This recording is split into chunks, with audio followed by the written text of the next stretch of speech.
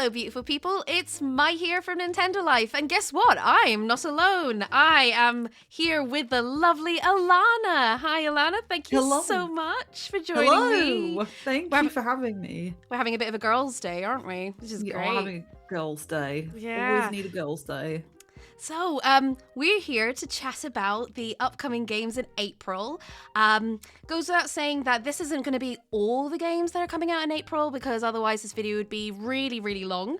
But these are basically the games that we thought would be best to mention and things that we're really, really looking forward to. And so, should we start with the first game, Alana? Let's start with the first game. Yeah. First up, we have Goat Simulator 3, which is coming to Nintendo Switch 2 only. It's already out on Switch 1, that's why. On the very appropriate date of the 1st of April. Yes. Now, Mai, I know you have played some Goat Simulator in your time. Are you excited for this? I am. So when I initially saw the trailer for this, back when it was announced on other platforms, I may have chuckled quite a bit because I kept thinking there's no Goat Simulator 2, so why is there a Goat Simulator 3? And of course, in Goat Simulator fashion, they're taking the mickey out of us, which I love. I absolutely adored the first game. I think it's absolutely bonkers. My nephew is obsessed with it at the moment, so I will no doubt be picking this up for myself for some tomfoolery. What about yourself? Are you a Goat Sim person?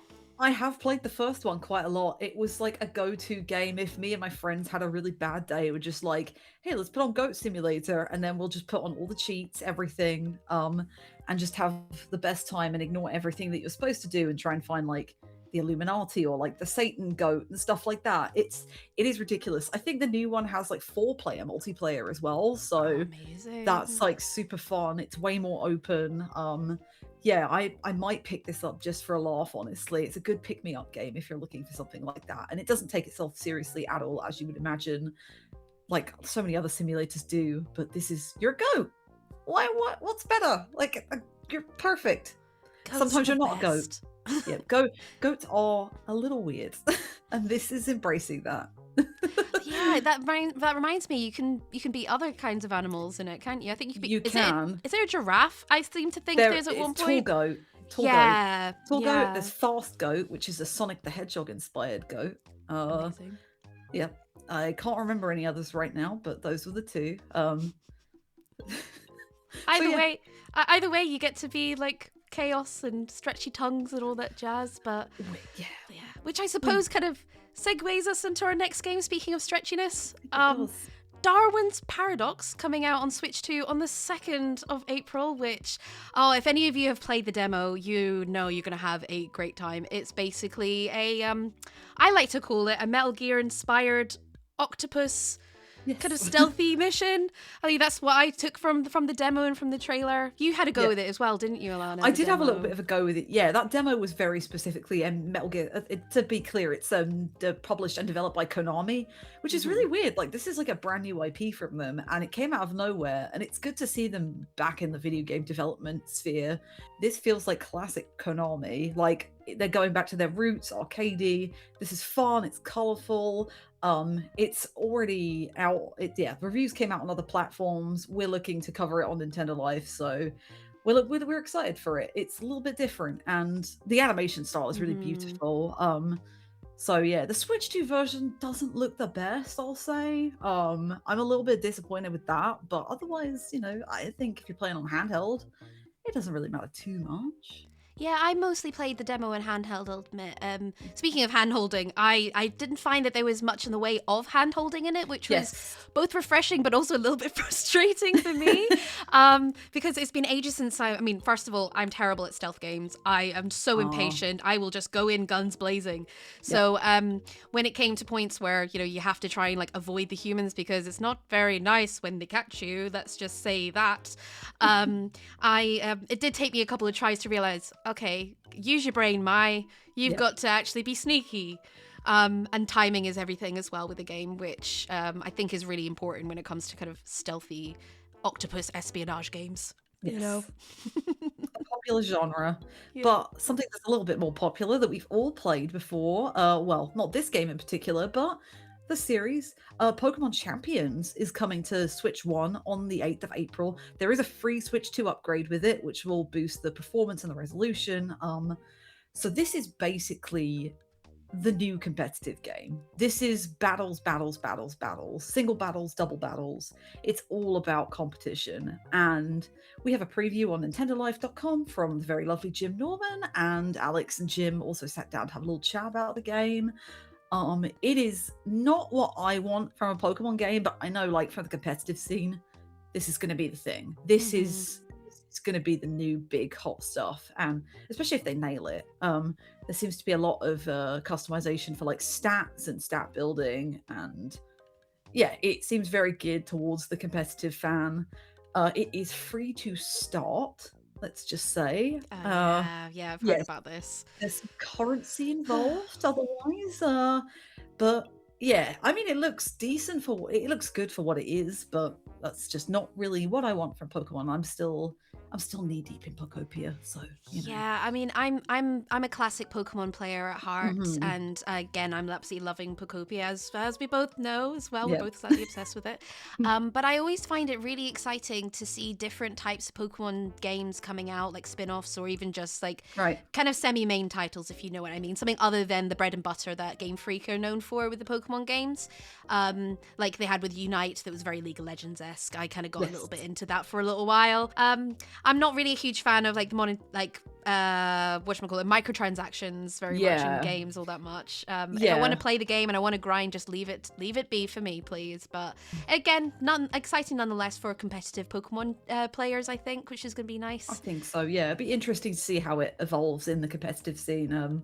See how like the big guns take it basically, and what they do with it competitively.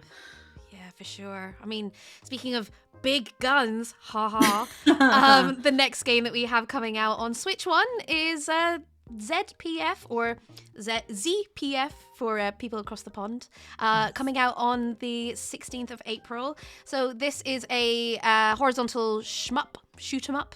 Basically a nice little like throwback to kind of classic shoot 'em ups as well, of the 90s and 80s and whatnot, which I've always kind of enjoyed. It's not really my main grab, but there is something quite satisfying about just getting in there and just shooting everything to your heart's content, which I like. I can't name a shoot 'em up off the top of my head that I have played extensively. However, this one looks really great. The art style looks amazing, and I'm really hoping that it's going to be just a fun time, really.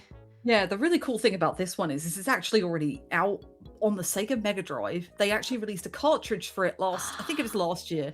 So it is really like embracing that like classic style. I love that. I know. I absolutely love it when companies do that, like they did with Rugrats. I think it was limited run. Did they do that? It was one company did like they did a NES cartridge for it, didn't they? Which is fantastic. I love that. That warms my heart as a retro player. So and honestly, like the Switch is like such a great place for shmups. Like there are so many coming out all the time that I feel like fans are like really eating good all the time, and they always look beautiful. They always run really well. It's just a case of like the minutiae, like, you know, what are like the missile differences? Like what can you upgrade? How simple is it? How complicated is it? You know, is it Radiant Silver Gun or like Ikaruga styles of like difficult, or is it something a lot more chill? So yeah, this looks really great. I'm glad to see another shmup on Switch, and hopefully it delivers. Should we jump into something very different now? I think. Yeah, why not? The big release of the month, which Mai and I have played a little bit already of, and I'm sure many people have. A lot of, yep. Tomodachi Life, Living the Dream, coming to Switch 1 on the 16th of April. And if the demo is anything to go by, I think people are going to be obsessed. I've seen some crazy stuff so far. Obviously, Mai and I have played more because we both wrote the preview and did the video preview as well. So we can't really say much more than we've already said. Go check out that video and that preview on NintendoLife.com or our YouTube channel. But this is going to be for fans of Tomodachi Life on the 3DS. I think you're going to love this. It doesn't like evolve too much beyond what it used to be, apart from being like more interactive. Like you have a lot more control. The creativity side of it, the though, customization is of the Miis. Incredible. It's like in case people don't know, there is a demo out at the moment. I can't remember if we mentioned that already. And the amount of fantastic but also cursed me's that have come out have been amazing. Some very childish ones which I absolutely adore, but yeah, there's some that the talent on some people being able to just either use their fingers or just use a stylus and just be able to create their cat, or like I saw someone make Hideo Kojima on there as well the other day, which is incredible. Like, just the Tomodachi life fan base, they never cease to amaze me. Yeah, they're in a league of their own, basically. Yeah, I did my cat, and it doesn't look as good as anybody else's cat because he looks very cursed. I made my cat a child, so you probably did a lot better job than I did. Yes, I'm not autistic, but yeah, it's there's a lot. Like, it's so creative, which I think is the thing that's impressing me the most at the moment. And I can't take advantage of that because I am not an artist. I cannot draw. I cannot do this. I don't have this incredible like artistic brain, but it is so fun to watch what people can put together. So I'm really excited to see what people do with the full game when it hits on 16th of April. Yeah. Just inspires me, but I mean, I know we're not very arty, but the next game does have incredible artwork to it. It does. Which I am very much looking forward to, which is Mouse PI for Hire, coming out on Switch 2 on the 16th of April again. This game is utterly gorgeous. We were saying before the call that I like to think that it's like a holy trinity of art styles. You know, you've got the style of Cuphead, Steamboat Willie, and Bendy and the Ink Machine style, but not as scary looking as Bendy and the Ink Machine, but has the classic animation style, which I really am enjoying. Rubber hose style, yeah. Thank you. So rubber hose style. I remember when Cuphead came out, and it just kind of blew everyone's mind that you could use this kind of art style in a video game, and now like a couple of other devs have like dipped into it. And Mouse PI for Hire feels like very classic Disney. Like you say, Steamboat Willie is like a great example because it is all in sepia black and white. So this is a first-person shooter, so it's like very different from any of the other rubber hose style games we've seen before. And it's had a few delays, but it looks pretty fantastic. And from what I've heard from previews and people who've actually got to play the game, it sounds really fun. So I'm not much of an FPS person, but I think the art style alone for me like really sells me on this. Also, the main character is called Jack Pepper, which I think is quite cute. So it's got that like blend of like very serious noir with like very cute Disney style. So well, I like my FPSs. I don't really get to play them as much as I can, and I like my action type games. But I suppose that's the one thing about Cuphead that always kind of intimidates me a little bit, because I heard how difficult it is and how different a different game style it is. This, however, I feel like is a lot more up my street because I can literally just run and gun, which I'm very excited for. But it just, I still can't go over how incredible the art style is. I mean, with the trailer alone, I'm just impressed. They really capture the era, don't they? Yeah, they do a really great job of it. Again, something completely different because we love variety over here. Capcom, again, just completely pumping them out right now.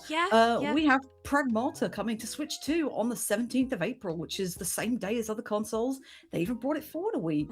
Capcom have been on this crazy roll over the past decade. I love the way that like Kunitsigami from a couple of years ago, they can just like delve into anything now. They've got their big hitters like Monster Hunter, Resident Evil, you know, Mega Man's coming back as well next year.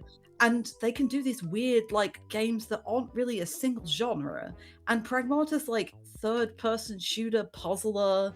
Like there was like theories that it was like a Mega Man spin-off at one point, and they said no. I know, because of the little girl Diana. I love her so much. She's adorable, But yeah, the mechanics in there are really interesting because it's not just your standard you know, shooty gun. You also use Diana, who we must know is an android. Use her to hack the machines, which it took me a little while, like just to kind of get used to it, but then by the end of it, by the end of the demo I should probably say, I came in swinging, really enjoying it, and just the dialogue between the two characters is just wonderful. Wonderful relationship. It's really got that like 90s 2000s feel to it in the way that they interact with each other. It feels like, it just feels fun. It's not taking itself too seriously. As you say, like the main character and Diana's he has a name and I just can't remember it right now. Right. And they, sorry, Diana was important. Diana's more important. They have such a great dynamic, so it like really lifts the experience, I think, for me from what I've seen. But yeah, it just seems like a really, really good time, and I'm just glad to see Capcom like not just relying on Resident Evil and also taking advantage of the Switch too, like straight out the gate. Like all their ports have been really, really, really successful so far, and Pragmata as well, like it seems to be pretty solid on the whole. I mean, we're coming from one big company to now like I mean, it's an indie game. We've got Vampire Crawlers coming out on the Switch 1 on the 21st of April. So this is basically a successor to Vampire Survivors, which was... from what I've seen, was a bit of a bonkers game. I never picked it up, but Vampire Crawlers looks quite fun. A roguelike deck builder with great pixel art styles, and of course doesn't take itself too seriously either. They're fun, yeah. They really work in the first-person style as well. I am a big Vampire Survivors fan. I have well over 150 hours on it. I've done, I mean, like people are way more than that, but yeah, Vampire Survivors is just, it's kind of like the switch my brain off game. I'm like, I just want to see the big numbers, and then I just pick up all the collectibles, do all the damage, and that's it. It's great. And I'm really interested in Vampire Crawlers, even though I'm not like, it's a twist on like something called a blobber, which is basically like a first-person dungeon crawler. But you obviously have like a deck of cards with all the power-ups from the main game. All the enemies are from the base game, Vampire Survivors, and yeah, it just looks like a really fun twist. And again, like there's this demo on Steam which I'd played for a little bit, and I was like, this is gonna be a problem. This is gonna be a big problem for me. So I'm like, I need to hold off and wait until I know I can dedicate the time to this. But yeah, I'm surprised it's out so early because they only announced it like a couple of months ago, and they were like, oh, it'll be like summer. And I was like, oh, that'll be like a June, July game. April 21st. There you go. I was very surprised as well, because I mean, I've only just got around to maybe potentially looking at playing Vampire Survivors, let alone the new game. But I'm gonna have to try and find some time. I mean, like you say, there's a demo on Steam, so I might give the demo a wee go before I fully commit. I do like my dungeon crawlers, I'll admit. It's been a while since I've played one, but very good. Yeah, it would be nice to have a go. But what we got next on the docket? What's the next game? Something way more chill than the intensity of Vampire Survivors. Fewer numbers. Just a nice little trip in a caravan. We have Outbound coming to Switch 1 and Switch 2 on April 23rd, and this looks very lovely. Excited. Yeah, this looks lovely. I've had an eye on this for a while. There's like a boom in caravan style travel games right now. I feel like we've had like post-apocalyptic ones. We've had like, as you were saying before we started chatting, Campervan Make It Home, but it's with that game, it's a unpacking on wheels. With Outbound though, I think it is definitely up my alley. Like very like crafty, and just another game that it kind of reminded me a bit of. Did you ever play Raft? I didn't know, but yeah, I can see the comparison. Yeah. But yeah, I'm very, very excited about being able to make crazy builds on top of my caravan.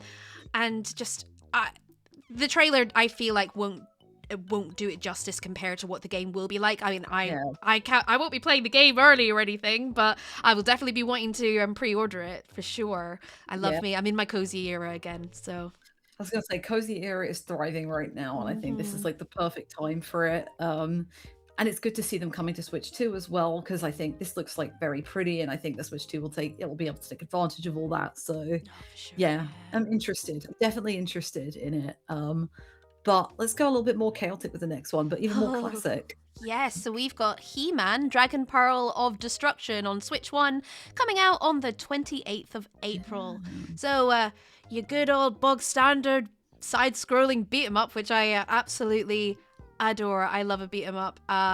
But this one is very like 90s kind of aesthetic, which I'm always a big fan of. I grew up a little bit playing some beat 'em ups, Streets of Rage and all that kind of stuff.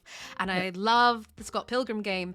So whenever I get a chance to find something that is meets my millennial nostalgia, then I'm very excited. I'm not really a big He-Man person. I only know like the Skeletor memes. However, I am willing to give it a go. Yeah, He-Man, like I remember when this was announced, people went crazy for it, and it's because you've got like this run of like classic shows that were being turned into beat 'em ups. You've got like Power Rangers, the Teenage Mutant Ninja Turtles Yeah. came back. You've got like so many different ones. I think like Toxic Commandos or something. I can't remember what it's called. Toxic something.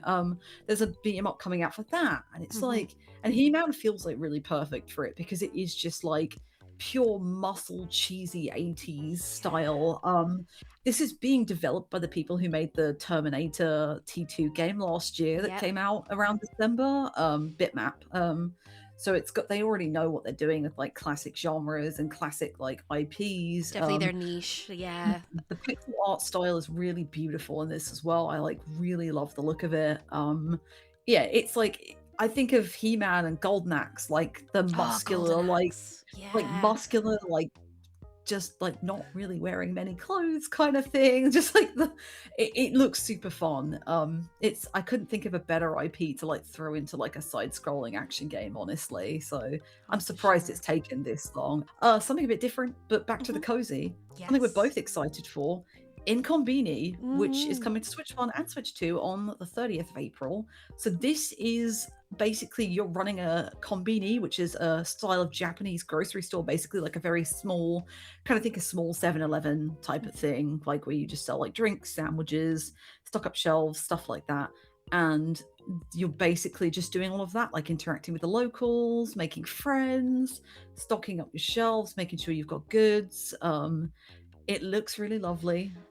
It looks like a really fun time. Yeah. I'm very excited for this. For someone whose dream is to go to Japan, Yes. I may or may not watch like walking vlogs and stuff like that of people going to Japan. So I feel like I've kind of been there, but not really.